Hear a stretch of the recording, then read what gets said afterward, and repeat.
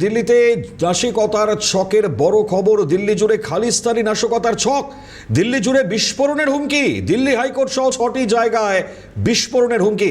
নিষিদ্ধ খালিস্তানি সংগঠনের নামে হুমকি ইমেল। দিল্লিতে 5 জায়গায় বোমা হামলার হুমকি ইমেল।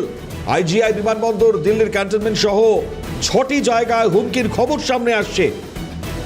স্বাধীনতা দিবসের প্রাক্কালে মারাত্মক নাশকতার ছকের বড় খবর। দিল্লি জুড়ে বিস্ফোরণের হুমকি। দিল্লি জুড়ে খালিস্তানি নাশকতার ছক। আমাদের সঙ্গে আমাদের চিফ রিপোর্টার সত্যজিৎ মুখোপাধ্যায় রয়েছেন। সত্যজিৎ, চাঞ্চল্যকর যে খবর সামনে আসছে, জানাও বিস্তারিত।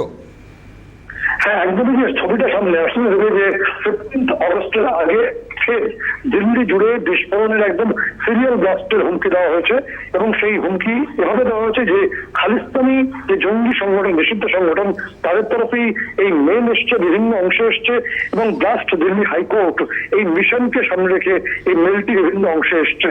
এবং তার পাশাপাশি তুমি দেখো যদি এই মেলটি শুধুমাত্র দিল্লি হাইকোর্ট এমনটা, একই সঙ্গে সেখানকার যে আইজি অর্থাৎ Delhi international airport, Jamnagar house, MB packet office সহ 6টি জায়গায় এই হুমকি ইমেল পাঠানো হয়েছে। এবং তারপরেই বিভিন্নভাবে তদন্তকারী সংস্থারা সক্রিয় হয়েছেন। যেহেতু এর আগে আমরা দেখেছি যে কানাডা সহ একাধিক দেশের সঙ্গে খালিস্তানি জঙ্গি সংগঠনের জন্য সম্পর্কের অবনমন ঘটেছে এবং পুরোপুরিভাবে পাকিস্তান এবং ডিপ স্টেটের মাধ্যমে এই খালিস্তানি জঙ্গি সংগঠন অপারেট করে। ফলে তাদের এই হুমকি ইমেলকে কোনোভাবেই ছোটভাবে দেখতে নারাজ বিভিন্ন তদন্তকারী সংস্থাগুলো। ফলে দ্রুত তারা তদন্ত নেমেছে, বিভিন্ন অংশগুলোকে ইতিমধ্যেই যে সিকিউরিটি প্রোটেকশন দেওয়া শুরু হয়েছে। একই সঙ্গে দিল্লি জুড়ে আরো সিকিউরিটি বাড়ানো হচ্ছে। কোন রকম এক্ষেত্রে শিথিলতা বরদাস্ত করা হবে না, এই মর্মে ইতিমধ্যেই যে স্বরাষ্ট্র দপ্তর থেকে বিভিন্ন অংশ থেকে বার্তা চলে এসছে। ধন্যবাদ সত্যজিৎ। কথা বলছিলাম আমাদের চিফ রিপোর্টার সত্যজিৎ মুখোপাধ্যায়ের সঙ্গে।